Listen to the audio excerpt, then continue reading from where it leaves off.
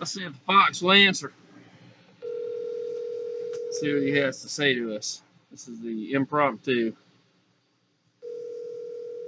guest speaker.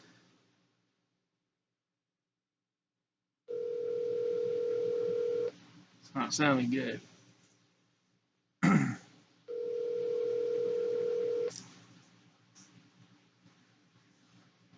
think we're striking out. Hi, you've reached the Community, K1 community, of course. We're living in community, and the fact is people, the Lord speaks to me through people. Hopefully, He speaks to people through me. But more than that, He meets all kinds of needs through other people, even if it's just the friendship or whether it's just, not do life alone. So, whatever it is, let's try a couple others here. I'll call my buddy Willie. We'll see. This will be unexpected. Hey, Jeff, what's up, man? Willie, I'm calling you. I've got you on my video, your voice Yeah. now, so we can hear what the Lord is saying to you today. I'm interviewing you. Oh, are you? Right now? Right on. Okay. What you got? You got anything for us? Yeah, I was sitting here watching 12 Stone. Oh, you were? There you go. I wanted to see what was happening over at the 12 Stone. Listen to a little music and listen to about half the preaching. And then, and then Austin came in and we started watching this 30 for 30 with Dwight Gooden and you upgraded from 12 Stone to Dwight Gooden. Well, no. We started watching Dwight Gooden and Daryl Strawberry. And Daryl Strawberry, they went through a bunch of cocaine and rehab. I saw that. I saw that 30 for 30. In the 80s and the 90s. Yeah. And I thought it was actually kind of cool to, at the end when Strawberry was witnessing to everybody. Yeah, he really, from this the most messed up dude ever, was just preaching it, wasn't he? Yeah, he was preaching it right at the end. So I thought that was actually cool. So, man, I got two things for you today. Dude, that's strong. That was strong right there. All right, well, I was just testing it out. Willie, I'll catch up with you a little later on. Thanks. All right,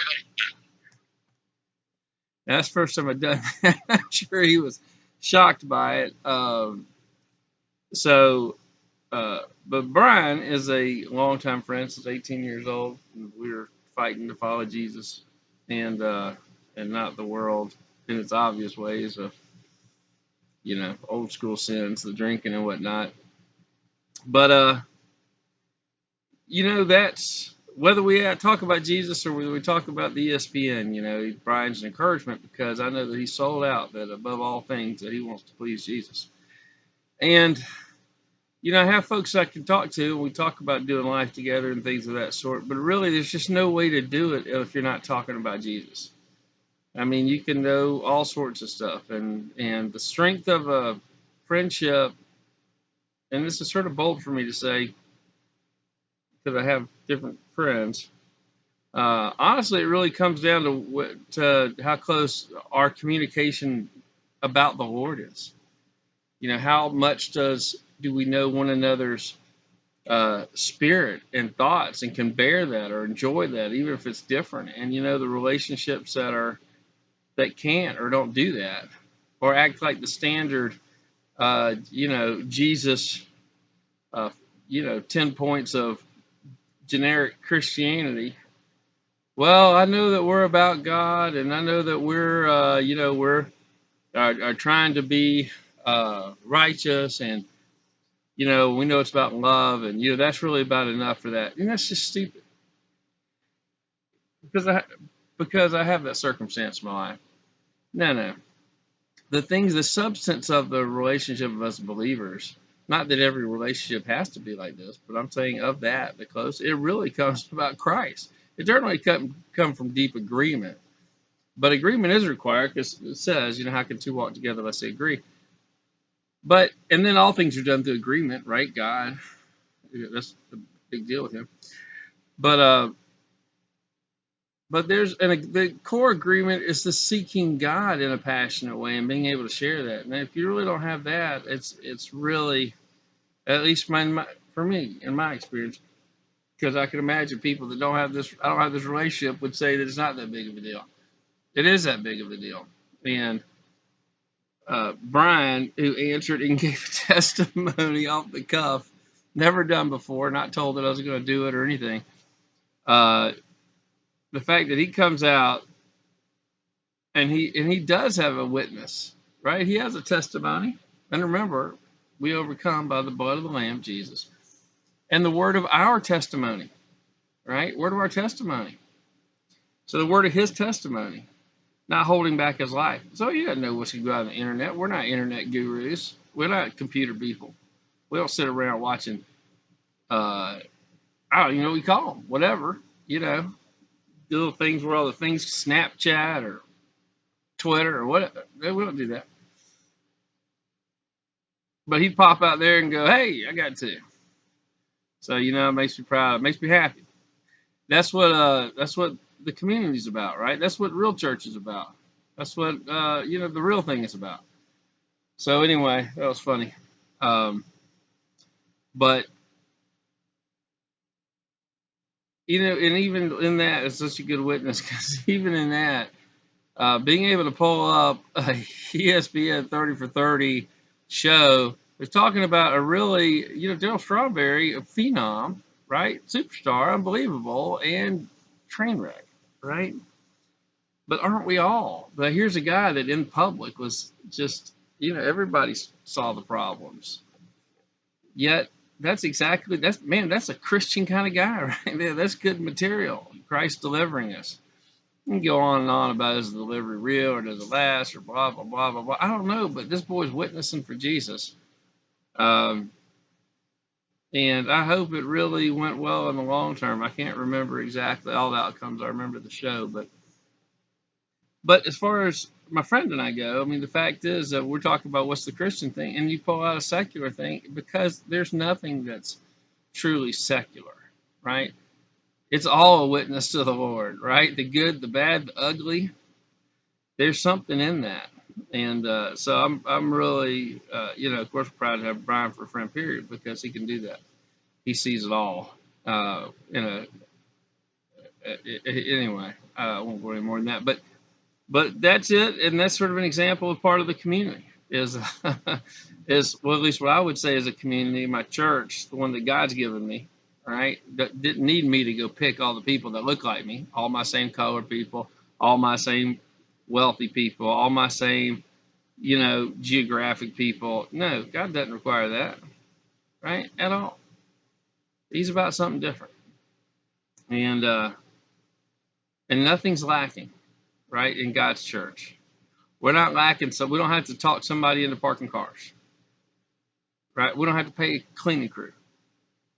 We certainly don't have to go risk everything to buy some $1 million building and put some TV ads and make sure the preachers, as you see, I think I got a big stain on my shirt. I'm glad it's not on TV. But the point is, no budget required. And whatever is needed, God's already given. So the other part of it is, God's got more than enough. I call one friend, Danny, no answer. Which he and I have talked about doing this before, so he would have had more of a clue.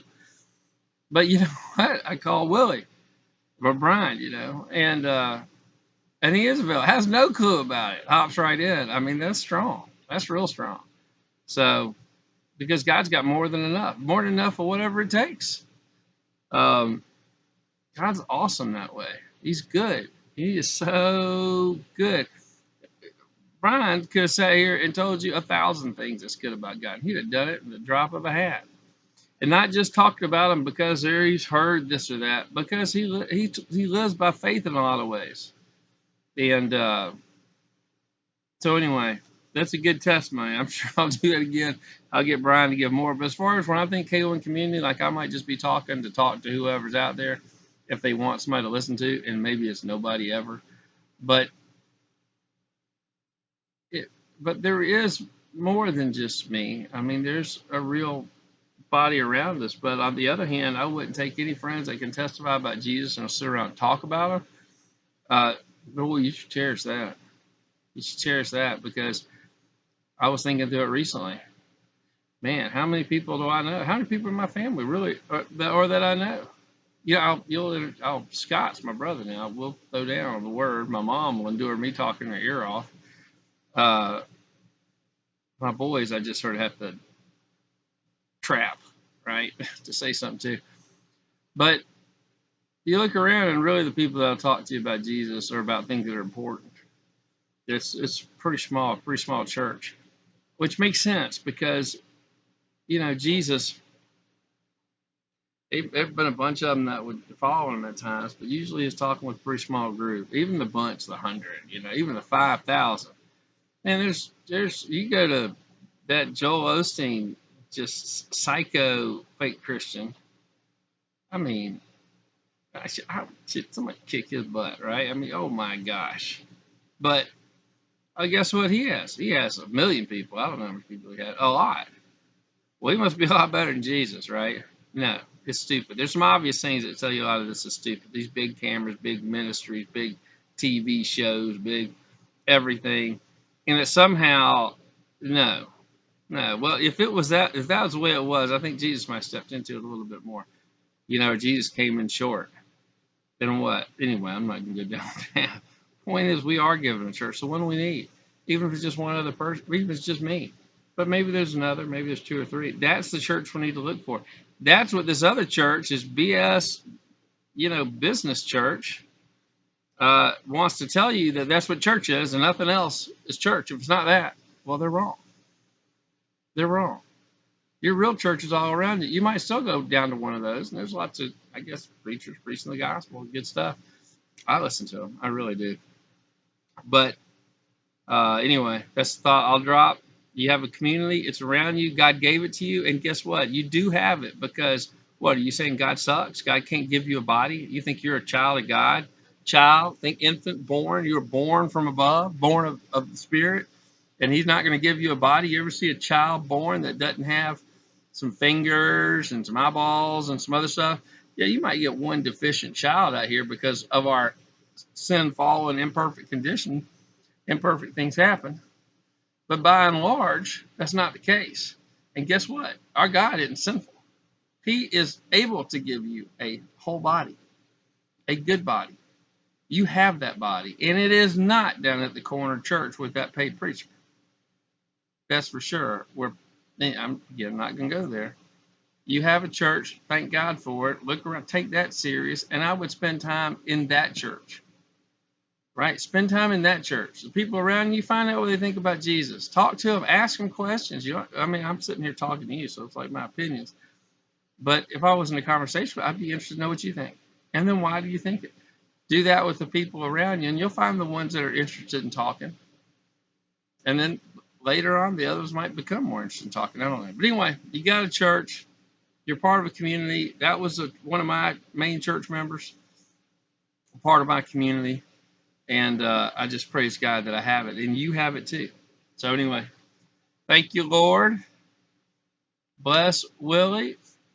We'll talk to you later.